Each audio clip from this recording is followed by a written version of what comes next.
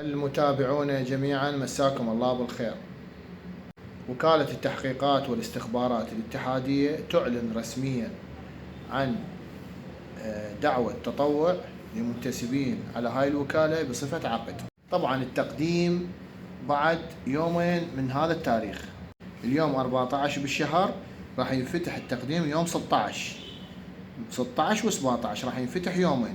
التقديم حصرا على تطبيق عين العراق فقط، وماكو اي تقديم ورقي.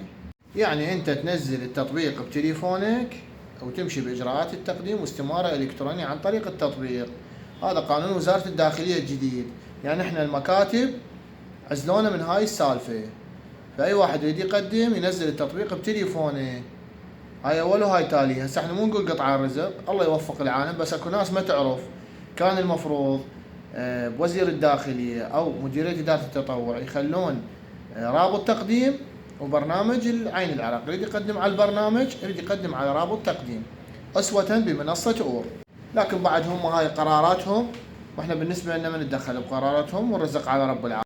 التعيين بصفة شرطي عقد على وكالة التحقيقات والاستخبارات الاتحادية. ونوهيكم العمر المطلوب من 18 إلى 22.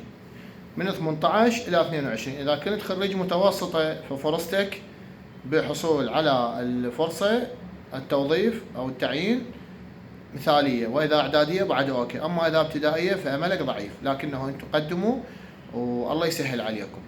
مركز أبواب للتعيينات والخدمات الإلكترونية، نحييكم أجمل تحية. عنواننا بغداد الشعلة الأولى، الشارع الغربي، مقابل دار أمين بغداد السابق وقرب أسواق السجاد، وحياكم.